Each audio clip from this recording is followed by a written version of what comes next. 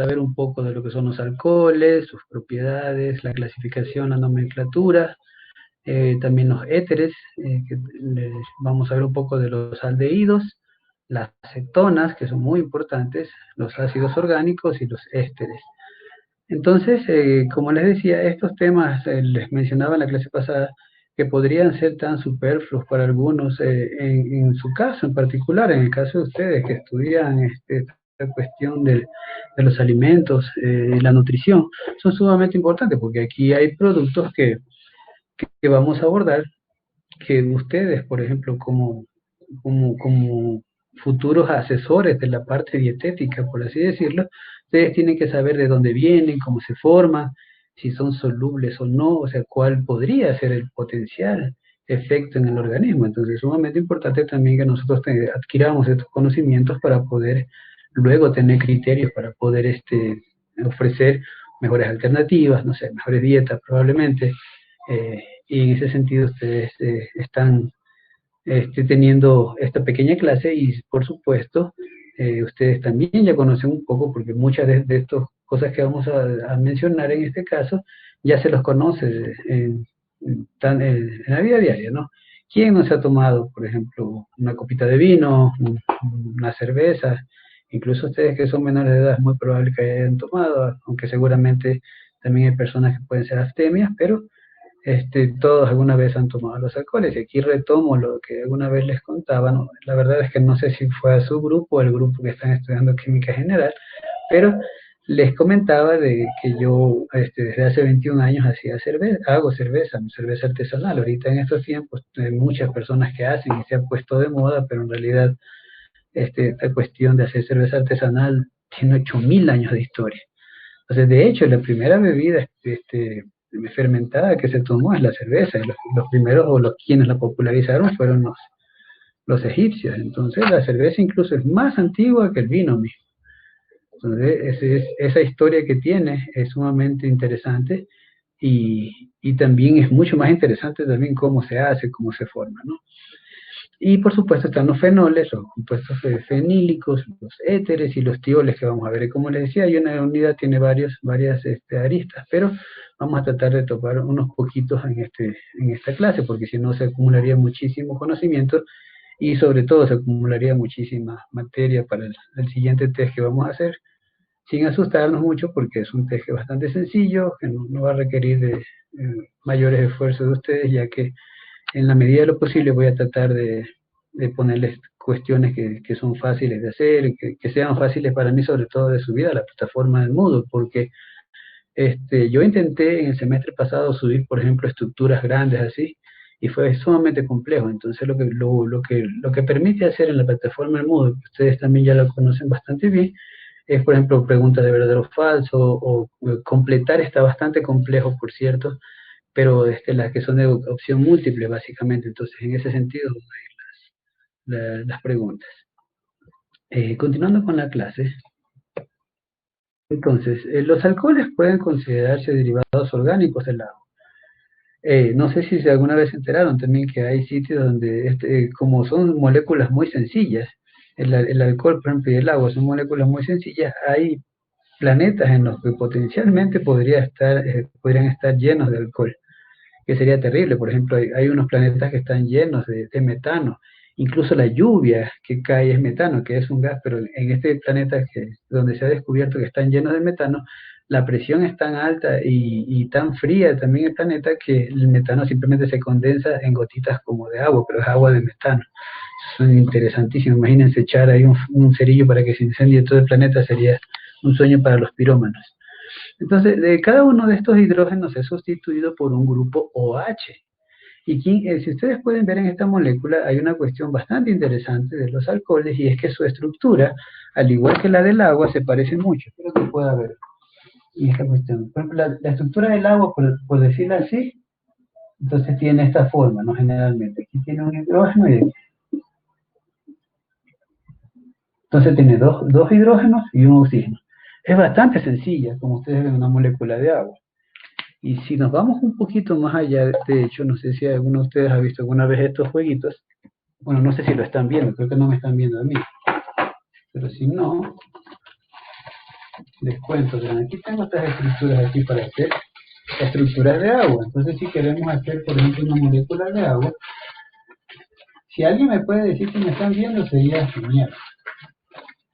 Entonces, digamos que tenemos dos hidrógenos y un oxígeno.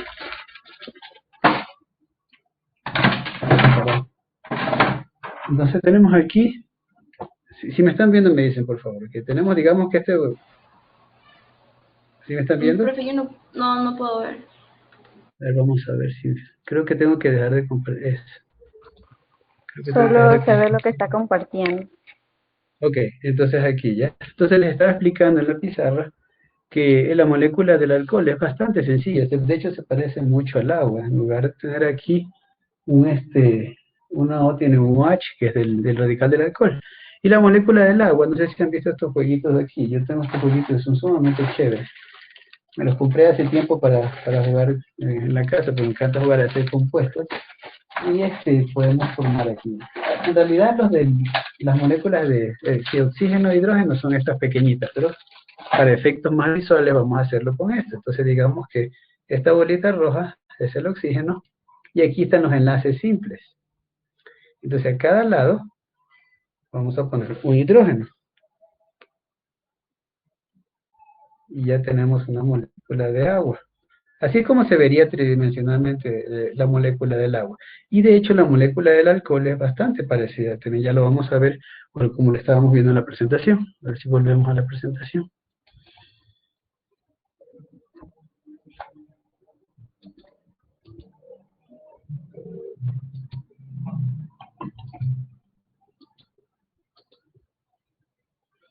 Bien, entonces como ustedes pueden ver aquí también tiene, y de hecho tiene la misma distribución que la del agua, ¿no? Con esta forma aquí.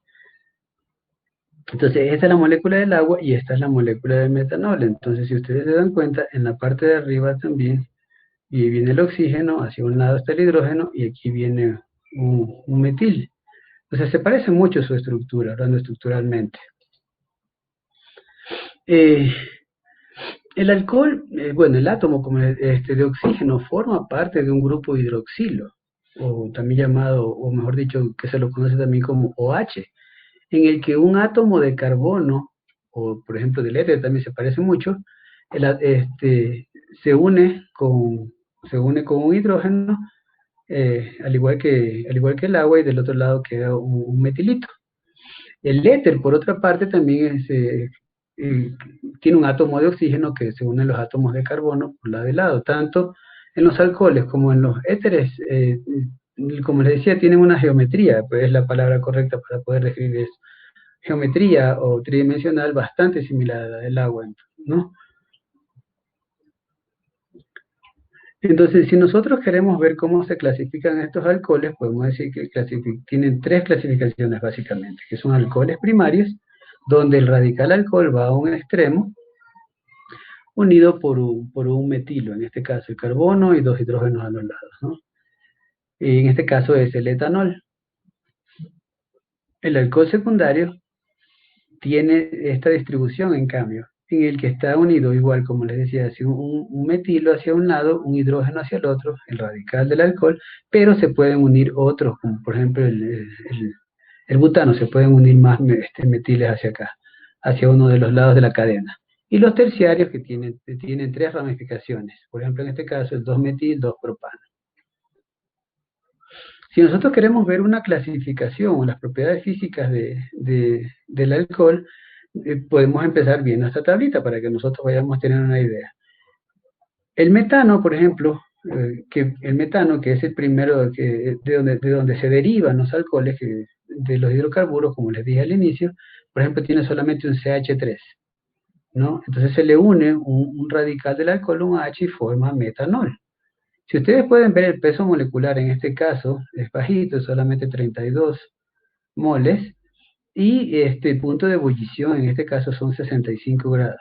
Esta información de por qué es importante tenerla en cuenta, por ejemplo, yo les pongo, digamos que estamos hablando en cuestiones de cosmética, por así decirlo, no necesariamente de la parte alimenticia.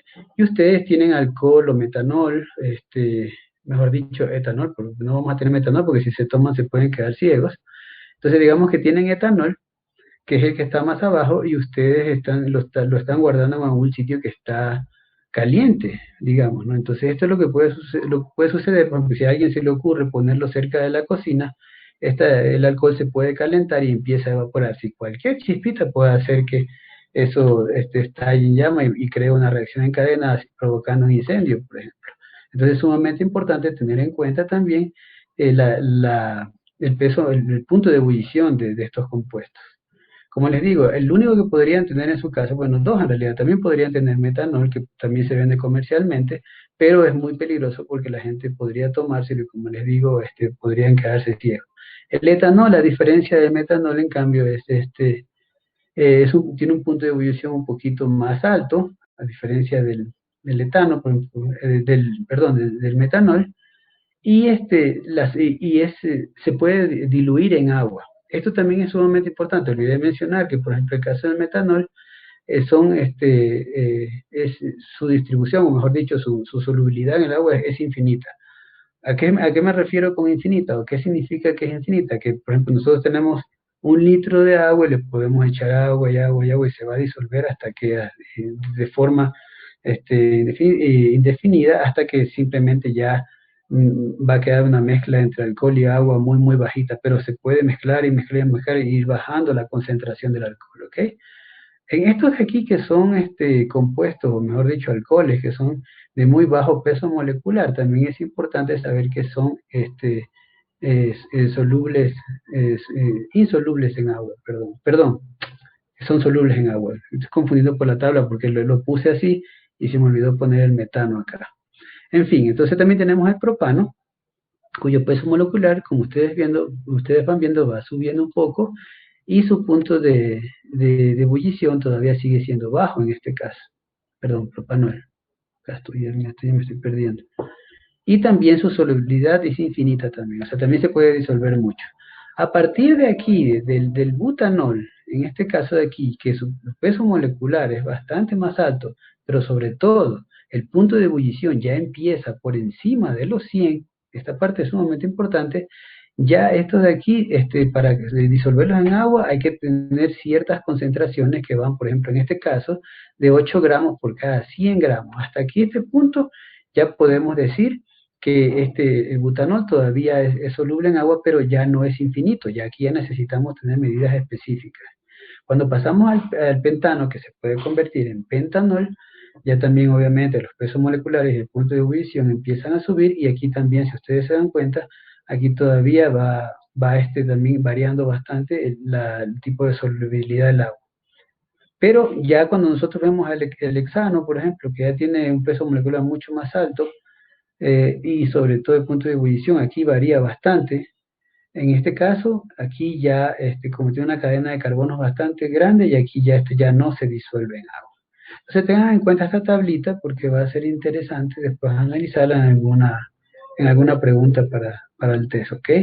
Pongan la atención, háganle una captura de pantalla, vean alguna cuestión ahí, porque cuando yo les doy estas señales es porque he decidido que voy a poner una pregunta de esto, ¿ok? No sé cuántos profesores le van a dar así la joya tan fácil, pero yo sí me gusta ayudar a los estudiantes, pues no me gusta que saquen malas notas. Bien, como les decía, esta parte de la solubilidad es bastante interesante, y decidí incluir, por ejemplo, este tema de la solubilidad, sobre todo porque hablando con profesionales como van a ser ustedes en el caso de la parte alimenticia, entonces es sumamente interesante, o sumamente importante, mejor dicho, que ustedes entiendan que los alcoholes, cómo se pueden disolver o no en el agua, y su reacción, cuál podría ser la reacción en el cuerpo humano. Entonces, cuál es el beneficio, por así decirlo, que según yo no hay ninguno, a excepción de algún comentario o algún trabajo que hayan hecho con respecto al vino, que tiene alguna molécula que aparentemente es un antioxidante bastante potente, pero si para tener esa molécula del vino, que es un antioxidante potente, que aparentemente previene la vejez de las células, habría que tomar muchísimo. Así que la idea, cuando dijeron que el vino tenía este compuesto, que en este momento no recuerdo cuál era, que ayudaba a que las personas se mantengan jóvenes, todo el mundo pensó que tomando vino en cantidades industriales se iban a ser más jóvenes, pero por supuesto los efectos colaterales son daño hepático y algunos tipos de cánceres que están asociados al consumo excesivo de alcohol, ¿no? Entonces hay que tener cierta moderación cuando uno da, por ejemplo, este tipo de información. Entonces hay que tener cuidado con eso. Entonces, los alcoholes, como les digo, son pequeñitos y son muy solubles en agua, casi todos, pero a medida que ya van aumentando las cadenas, se van haciendo más pesadas o se van combinando con otros compuestos, la solubilidad se limita bastante. En los alcoholes grandes, o las cadenas, mejor dicho, de carbono que son muy extensas, esta, esta solubilidad se va dificultando, como les decía, ¿no? Lo que provoca un fenómeno que es desfavorable, sobre todo enérgicamente. Entonces, si están tomando algún compuesto alcohólico con cadenas de carbono bastante extensas, obviamente esto puede provocar un efecto colateral dañino o perjudicial en el cuerpo humano. Aquí vemos una representación de cómo serían estos puentes de hidrógeno que se forman cuando nosotros queremos disolver los alcoholes en agua o echarle agua al alcohol, como ustedes lo quieran ver.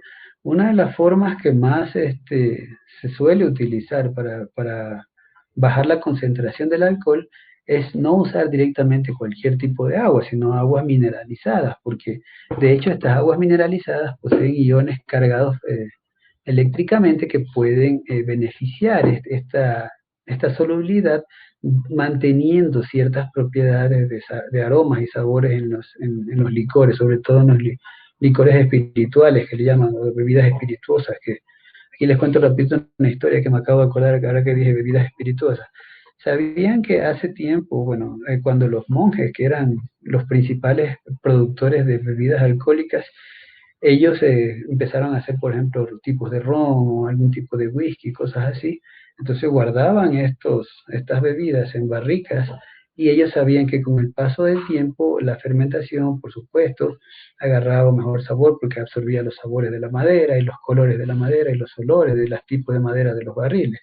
Pero cuando ellos abrían estos barriles había una merma significativa del alcohol, de hasta el 20% en algunos casos, dependiendo de la cantidad de años que dejaban guardados estas barricas de licores en los toneles. Y ellos se daban cuenta que no había alcohol regado, o sea, el piso se mantenía seco, no había ninguna forma de ver o de detectar que el alcohol se había evaporado, perdón, que se había escapado de los barriles. Entonces, ¿qué era lo que ellos pensaban? Que los ángeles o los espíritus tomaban el precio por darle un buen sabor a sus bebidas. Y de ahí viene el nombre de bebidas espirituosas. Este porcentaje de alcohol que se pierde, en la antigüedad los monjes pensaban que era el precio que cobraban los espíritus por hacer una bebida más rica. Pero en realidad lo que sucedía es que por transpiración de los barriles, igual con el paso del tiempo, los vapores se van liberando y por eso era que ocurría esta merma, ¿no? Pero esto obviamente no se entendía bien y desde ahí que quedó esta palabra de bebidas espirituosas. Y se aplica únicamente a las bebidas alcohólicas que son destiladas. Por ejemplo, la cerveza no es una bebida destilada. El vino tampoco es una bebida destilada. Y las bebidas destiladas generalmente empiezan con grados alcohólicos que van del 20 para arriba. Entonces, y el proceso es completamente diferente porque una vez que del grano, digamos, del que se va a obtener las azúcares, esto se hierve y los vapores con alcohol suben. Estos vapores se condensan en un aparato, un sifón, que es un condensador y el alcohol otra vez vuelve de vapor, pasa otra vez a gaseoso y entonces cae en un líquido. Entonces ese proceso es lo que se llama bebidas destiladas y es la que se asocia a las bebidas espirituosas también. Aquí tenemos, por ejemplo, el puente de hidrógeno con el metanol, por ejemplo. Aquí tenemos cómo se pueden unir. Siempre, si se dan cuenta, aquí tenemos en rojito. No les mencioné, por cierto, yo soy daltónico, por si acaso algún rato yo les digo, vean esta figurita roja y en realidad es verde. Ok, soy daltónico, por si acaso. Entonces no crean que lo hago por equivocación, sino que yo puedo confundir fácilmente los colores rojos con verdes, cafés, rosas, ese tipo de cosas. Bueno, entiendo que este que está aquí, este puente, que es donde está el alcohol, ven que se conecta con otros alcoholes y al final quedan los metilitos que dan hacia los extremos. Entonces así es como se van formando estos puentes de hidrógeno del metanol. Ya hablando puntualmente de la nomenclatura IUPAC, los alcoholes en el sistema IUPAC, como derivados de los alcanos que les decía, principal, se usa el sufijo OL. ¿Okay? Entonces todos los alcoholes se utilizan el prefijo OL. Metanol, propanol, etanol, etcétera, etcétera, ¿no? Terminando en OL. Y se dirige la cadena de carbono desde la parte más larga que contenga el grupo hidroxilo. Esto también ya lo vimos un poquito la clase pasada. Y se determina con el nombre principal, reemplazando la terminación, en este caso del alcano, que correspondiente por el OL. O bien la terminación ano por anol, ¿no? Por alcano, propano, propanol, ¿no? Entonces esa es la forma. Está bastante sencillito de entender esta cosa. Como siempre les recuerdo, por favor, si alguien tiene alguna duda, alguna pregunta, no duden en interrumpirme, ¿ok? Si tienen algún problema con el sistema, si no están escuchando bien, por favor, me indican para no hacer nada, porque no puedo hacer nada ya que estoy grabando la clase y tendrían que verla después en el horario normal. Bien, entonces, otra cosa que es importante dentro de la nomenclatura de los alcoholes es que esto se enumera en la cadena del alcano comenzando por el extremo más próximo al grupo hidroxilo. Por ejemplo, si tenemos una... es que no les puedo escribir acá. Déjenme ver si lo podemos hacer aquí. Aquí, ok. Entonces, si tenemos, por ejemplo, aquí un...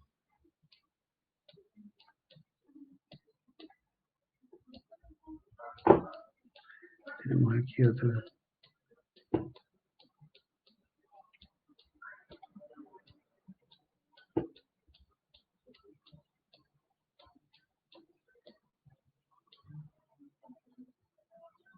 Denme un segundo para borrar, que se hizo feo.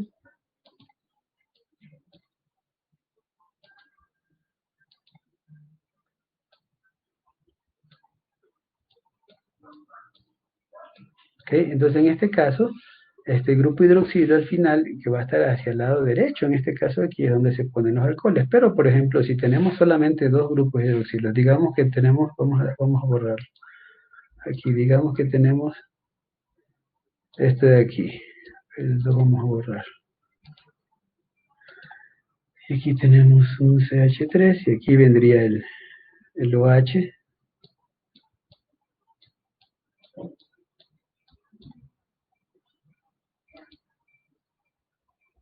En realidad aquí no habría mucho problema, ya que únicamente hay dos, aquí, perdón, aquí me equivoqué también, aquí es 2. Le dice 3. Entonces aquí también puede existir la posibilidad de que haya aquí. ¿Okay? Entonces cuando hay pocos carbones, hasta 2 carbones, en realidad no importa mucho el orden, si lo ponen al inicio o al final. Lo importante para esta numeración es cuando los numeramos, por ejemplo, 1, 2, 3, cuando tienen más de 3 radicales en este caso, así como CH3, CH2, ¿ok? Cuando tiene menos de 2, en realidad no importa mucho la numeración. Ahí no debe contar si en la numeración es 1 o 2, porque ya está muy cerca. En realidad no importa si lo ponen aquí o acá. Pero a partir de 3, del propano, por ejemplo, y ahí sí la numeración es sumamente importante para poder poner, por ejemplo, un propanol. Y sabe que está en el metil, en el primer, en la primera posición de la cadena, ¿ok? Vamos a borrar esto.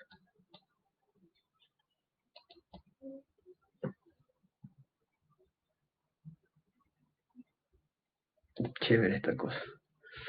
Entonces, como les decía, repitiendo de nuevo, se enumeran todos los sustituyentes conforme a la posición de la cadena y se escribe el nombre del sustituyente en orden alfabético, ¿no? 1, 2, 3, 4, etcétera, etcétera. Y los nombres comunes de los alcoholes también son sumamente importantes. Aquí también pongan atención en este slide, porque una cosa es decirles, por ejemplo, un propanol, 1, 3, butanol, 1, 4, pentanol, etcétera, etcétera, pero estos alcoholes tienen también nombres comunes. Entonces, yo muy probablemente les mande alguna tareita o alguna consulta cortita de los nombres comunes de los alcoholes, ¿ok? Entonces pongan atención en este slide. Entonces, como les decía, los nombres comunes de los alcoholes incluyen la palabra alcohol. Por ejemplo, alcohol etílico, alcohol metílico, alcohol butírico, ese tipo de cosas. Entonces, cuando yo les pregunte el nombre común de los alcoholes, ahí van a tener que incluir la palabra alcohol. Ahí no va a ser, ahí no va a terminar en ol, porque va a incluir la palabra alcohol más el nombre común. Y se nombra con el grupo alquilo, el grupo H con la terminación ico. Por ejemplo, alcohol butírico, alcohol metílico, etcétera, etcétera, ¿ok? Alcohol etílico. A continuación se sustituyen los nombres de la nomenclatura de IUPAC y entre paréntesis los nombres comunes de los 8 alcoholes con peso molecular más bajo. Vamos a verlos estos. En este caso, el metanol, por ejemplo, que es el CH3OH, el nombre común es alcohol metílico. ¿Ok? Y su estructura, traté de ponerles una estructura tridimensional para que ustedes lo vean lo mucho que se parece a una molécula de agua. Por eso fue que utilicé la bolita roja, para que ustedes tengan en cuenta eso. Que la estructura de los alcoholes es bastante parecida a las moléculas del agua. El etanol, también segurísimo lo han escuchado, que es el alcohol etílico, y su fórmula es esta. Molecularmente hablando, también esto sería interesante que podamos hacer este ejercicio, pero bueno, no estamos en clase. Me hubiera encantado hacer que ustedes pasen y puedan dibujarme los alcoholitos así en forma 3D, porque así es como se deberían ver a nivel molecular las estructuras de las moléculas, valga la redundancia. Entonces, de nuevo, el etanol, su nombre es alcohol etílico. Del propanol, alcohol propílico, pero se debe poner así. Aquí, como les decía, ya en este caso tenemos 3 derivados de hidrocarburos, en este caso CH3, CH2, CH2, y aquí ya viene el OH. En este caso ya tienen que poner la ubicación. Como les decía, a partir de 3 hidrocarburos, nosotros ya tenemos que poner atención en dónde está ubicado la molécula de alcohol. En este caso está en la primera posición, por eso es un propanol. Entonces, si contamos 1, 2, 3, entonces por eso que se llama un propanol.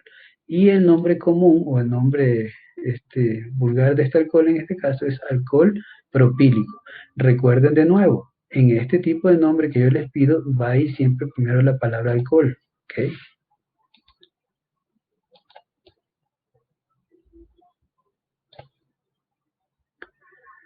El 2-propanol en este caso, y aquí ya tenemos una posición, que es el alcohol isopropílico. ¿Se acuerdan de la terminación iso? ¿Dónde iban los isómeros en este caso? Ok, entonces por eso que se llama isopropílico. Y su posición está en el carbono 2. Aquí como ven también tenemos en realidad así, la molécula está así. Podríamos ponerlo recto y este alcohol va para arriba como está aquí, pero esta es la forma como le hemos querido poner para representarlo tridimensionalmente. Entonces la cadena va así en realidad. Y este vendría siendo el carbono 2. De nuevo, vamos numerándolo para que no queden dudas. Este sería el 1, 2, 3. Aunque igual también podría ser 1, 2 y 3.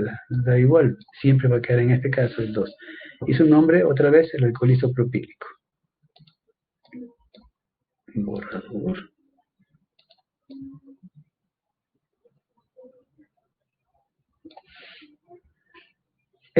Un butanol. Aquí ya tenemos un butanol que son 4, una cadena de 4, y al final, aquí al final, en la posición 1, viene el radical del alcohol, en este caso aquí. ¿Ok? También se pone N-butílico, alcohol N-butílico. Aquí tenemos otro ejemplo del propanol, que son 3 moléculas, una cadena de 3, y en este caso, aquí tenemos un compuesto un poquito más complejo, que es en el carbono 2, aquí tenemos la numeración 1, 2 y 3, y en el carbono 2 tenemos un metil, que está aquí, y hacia el extremo tenemos el propanol. Entonces está un propanol, que está en la primera posición, y en la segunda posición está un metilito. Su nombre es alcohol isobutílico. El 2-butanol está bastante sencillo. Uy, se me perdió la imagen. ¿Qué pasaría? Yo la puse, la incluí, se me fue. Bueno, no podemos ver la molécula, pero ya más o menos viendo estas otras de acá ya se puede ir imaginando cómo está estructurado. En este caso la cadena viene en este sentido, ¿ok? Y bien, en la posición 2 está el 2-butanol y es el alcohol sec-butílico. Hay un montón de tipos de alcoholes y estos solamente son algunos ejemplos de lo que hemos visto. Aquí tenemos uno bastante interesante que es un 2-metil 2-propanol. Entonces, en el mismo carbono 2, en este caso, aquí está el 1, 2, 3, 1, 2, 3, del propanol, para acá, perdón. Entonces, hacia acá está la cadena. Vamos a subrayarla para que podamos entender que la cadena principal es esta. Entonces, enumerándolo, viene 1, 2 y 3. Y en el carbono 2 tenemos un alcohol y también tenemos un metil. ¿Okay? Y estas son sus posiciones. Y el nombre común es alcohol T-butílico. ¿Por qué T-butílico? Porque tiene esta forma de T en esta forma aquí. Y ya cuando hablamos de los en este caso un ciclohexanol, está bastante sencillo. Esto es un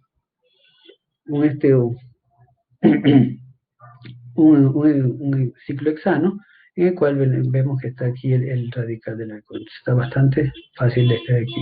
Su nombre es alcohol ciclohexílico. ¿Okay? Entonces va a haber un montón de alcoholes que están, que tienen estas estructuras completamente raras, por así decirlo, ¿no? Pero son muy, muy interesantes para estudiar. Por ejemplo, en mi especialidad, como les decía, disculpa, estaba tomando agua. Nosotros para poder cuando queremos, por ejemplo, saber los compuestos químicos que tiene algún tipo de planta, que segrega esta planta, entonces tenemos fórmulas como esto de aquí, como por ejemplo el alcohol ciclohexílico. Y este alcohol ciclohexílico tiene un aroma particular y sobre todo un peso molecular muy, muy particular que hace que esta sustancia sea una sustancia volátil y que se dispersa fácilmente por el aire. Entonces es así como otros organismos pueden percibir esta molécula, atrapar esta molécula en sus antenas, por ejemplo, en el caso de los insectos, e ir directamente hasta donde está la planta que está segregando este compuesto. Es así como funciona esto, es sumamente interesante. Aquí tenemos otro más que incluye también un ciclo, que es el fenilmetanol, y su nombre común es el alcohol bencílico. Pasando ya a otro tema, y una vez ya terminado con los alcoholes, que está bastante sencillo, no creo que haya ningún inconveniente con eso, que viendo los ejemplos y viendo la tabla sobre todo, ya saben cómo se estructuran y también ustedes van a poder averiguar en algún momento de una tarea cómo se llaman los nombres comunes de algunas de estas moléculas complejas que tienen alcoholes. En el caso de los glicoles, por ejemplo, el 1,2-diol, en este caso son vecinales y estos se los llaman glicoles. Los nombres comunes de los glicoles se usan con el nombre del alcano base en este caso. Hasta aquí creo que vamos a ver lo de los alcoholes, porque de aquí, esta parte de acá, no he conseguido todavía las moléculas de los glicoles para mostrarles, aunque podemos ver aquí también cómo se llama, ¿no? En este caso, por ejemplo, el 1,2-etanodiol también tiene un nombre común que es el etilglicol. Estos compuestos son bastante conocidos principalmente en la industria farmacéutica, en lo que nosotros hay personas o las que trabajan en los laboratorios que venden compuestos químicos, en los que ustedes, si les dicen, por ejemplo, me vende 1 litro de 1,2-etanodiol, no van a tener ni idea de lo que les están pidiendo. Generalmente en las farmacéuticas, cuando las personas que compran productos químicos para cosméticas y cosas así, conocen estos compuestos con el nombre común. Por eso es que es importante que ustedes los conozcan bien y cómo se escriben y de dónde vienen. Otro ejemplo es el 1,2-propanodiol, para el caso de los glicoles, recuerden. Y el nombre común es el propilenglicol. Entonces, una vez más, estos nombres comunes son los nombres que se utilizan sobre todo en la parte de la industria para la compra. Hay personas que obviamente no voy a decir que todos, hay personas que sí conocen la nomenclatura Yupa común y los conocen ambos, ¿no? Entonces, pueden ser personas que sean sumamente inteligentes y que tengan una memoria brillante, porque les cuento que hablando ya de compuestos en química orgánica, hay millones. En el caso de cuando utilizamos, por ejemplo, un cromatógrafo de gases que está acoplado a un espectrómetro de masas, El cromatógrafo de gases, uno inyecta el líquido que quiere o la sustancia que quiere analizar, y el cromatógrafo lo que hace es separa cada una de los compuestos de esta sustancia que metimos por su peso molecular. Y entonces luego el cuádrupo, que no es otra cosa que el espectrómetro de masa, tiene un cuádrupo que son unos imanes sumamente potentes. Ellos van reuniendo y acumulando todas estas moléculas en sitio. Y esta acumulación de las moléculas es lo que mide el espectrómetro de masas y nos dice cuál es la sustancia. Por ejemplo, nadie de ustedes me ha preguntado, hubiera sido interesante que alguien me preguntara, ¿cómo sabemos que tiene esa estructura? ¿Cómo podemos identificar que un producto tiene tal o tales sustancias? Por ejemplo, ¿cómo sabemos que la naranja tiene ácido cítrico? ¿O cómo sabemos que tiene ácido ascórbico, por ejemplo? ¿Cómo sabemos que el guineo tiene ácido acético cuando se fermenta? Ese tipo de cosas. Entonces, la forma de saber esto es utilizando estos aparatos, que lo que hacen es acumular las moléculas por su peso.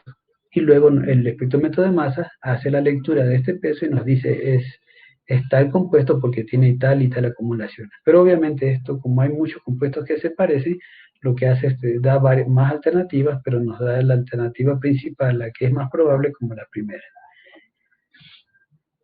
Aquí tenemos un ejemplo de cómo se produce, por ejemplo, una reacción, en el caso de una oxidación, porque para que un producto se oxide tiene que tener una reacción con el oxígeno. En este caso tenemos un alcohol primario, que si lo mezclamos con un aldehído, va a producir un ácido, y es así como se oxida. En el caso de un alcohol secundario, cuando lo juntamos o lo mezclamos con una acetona, no hay ninguna reacción. Y en el caso de un alcohol terciario, definitivamente no se puede hacer nada, porque no hay forma de meter más productos, porque todos los carbonos están ocupados. Entonces es sumamente importante que nosotros, cuando veamos, oye, este alimento se oxida, o este alimento no se oxida, ¿por qué no se oxida? Bueno, puede haber dos razones. La primera es porque está mezclado con una acetona, y la más obvia en este caso sería porque es un alcohol terciario que ya no puede metérsele ningún otro compuesto, no se le puede poner alcohol entonces.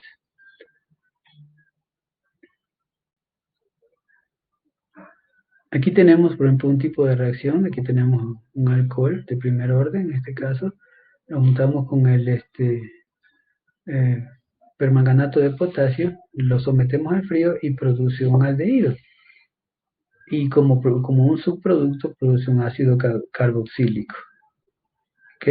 Pero este es solamente un ejemplo de cómo se oxidan. Esto es para la parte alimenticia. Por ejemplo, aquí tenemos el 1-propanol. Cuando lo hacemos reaccionar con el permanganato de potasio, entonces produce un propanal y el ácido propanoico. Entonces este tipo de reacciones también son muy utilizadas, sobre todo en la industria alimenticia. Vamos a ver un último ejemplo. En este caso sería un alcohol secundario, que lo sometemos al frío, produce una acetona también, y este sería el ejemplo. Entonces si ponemos el 2-propanol, lo hacemos reaccionar con el permanganato de potasio más el frío, va a producir una propanona, y permanganato más potasio más hidróxido de potasio. Produce varios compuestos en este caso. Bien, entonces ya que vimos toda la parte de los alcoholes y las acetonas, por ahora quedamos en esto, en esta clase hasta aquí, y vamos terminando la clasecita.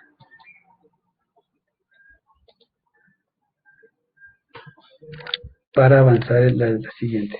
Entonces, les prometo así que el fin de semana, segurísimo, sí van a estar sus revisiones de sus tareas. Creo que tienen hasta el viernes para entregar, ¿verdad?